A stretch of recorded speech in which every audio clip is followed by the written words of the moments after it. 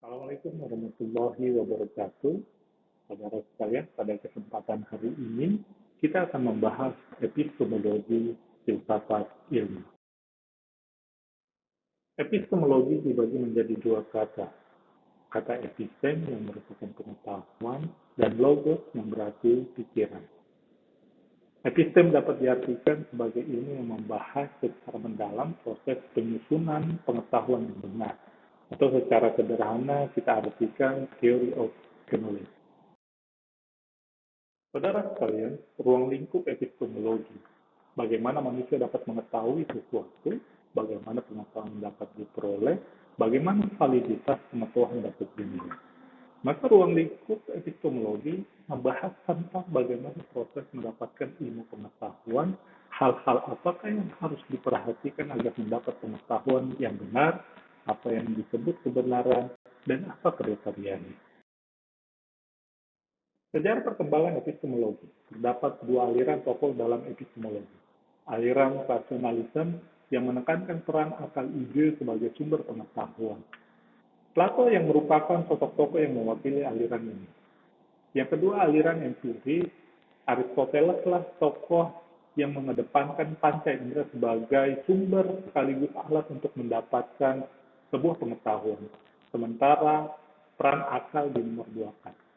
Pada perkembangannya ketika aliran rasionalisme dan aliran empiris telah mencapai puncak dominasinya, kemudian muncul tokoh baru, yaitu Immanuel Kant, yang berusaha mengkritik serta meluruskan sikap eksklusif kedua aliran tersebut. Menurut Kant, sesuatu yang metafisik adalah sesuatu yang berada di luar jangkauan kemampuan daya serap pikir manusia. Alih-alih menggunakan metafisik, Kant justru melihat aspek moralitas sebagai dasar landasan keberagaman manusia.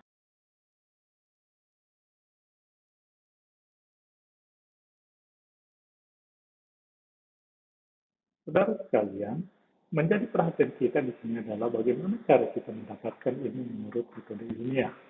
Ada dua cara bagaimana jembatan yang menghubungkan antara dunia ontologi dengan aksiologi bisa kita dapatkan sesuai dengan ilmu pengetahuan.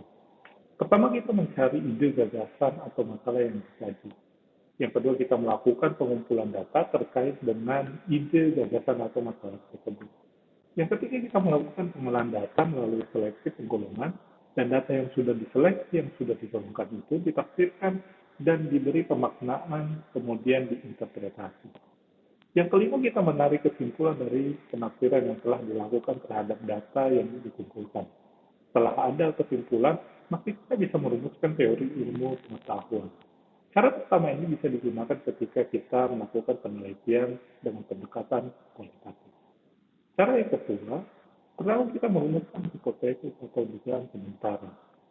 Setelah itu, kita melakukan pengujian verifikasi melalui riset eksperimen. Setelah itu, kita lakukan penilaian, penolakan, atau mengubah hipotesis. Yang keempat, kita melakukan penarikan kesimpulan, dan setelah itu dirumuskanlah teori ilmu pengetahuan. Ini adalah cara yang biasa kita gunakan ketika melakukan penelitian dengan pendekatan kuantitatif. Dalam perspektif inilah maka penelitian terhadap ilmu tidaklah ditentukan oleh ketahian teorinya panjang zaman, melainkan terletak dalam kemampuan memberikan jawaban terhadap permasalahan manusia dalam tahap peradaban tertentu. Saudara sekalian, selanjutnya struktur ilmu pengetahuan. Pengetahuan ilmu pada hakikatnya mempunyai tiga fungsi, ya, menjelaskan, memprediksikan, dan mengkontrol. Maka bagaimana pengetahuan secara garis besar terdapat 4 jenis pola penjelasan, yakni deduktif, mempergunakan cara berpikir deduktif dalam menjelaskan suatu gejala dengan menarik kesimpulan secara logis dari premis-premis yang telah ditetapkan sebelumnya. Kemudian probabilistik merupakan penjelasan yang ditarik secara induktif dari sejumlah arti yang dengan demikian tidak memberikan kepastian, seperti penjelasan deduktif, melainkan penjelasan yang bersifat peluang, seperti kemungkinan besar, atau dapat dipastikan. Penjelasan fungsional merupakan penjelasan yang meletakkan pada unsur dalam kaitannya dengan sistem secara keseluruhan yang mempunyai karakteristik atau arah perkembangan tertentu. Terakhir, genetik, bagaimana mempergunakan faktor-faktor yang timbul sebelumnya dengan menjelaskan gejala yang muncul kemudian. Demikian penjelasan terkait epistemologi. Semoga bermanfaat. Assalamualaikum warahmatullahi wabarakatuh.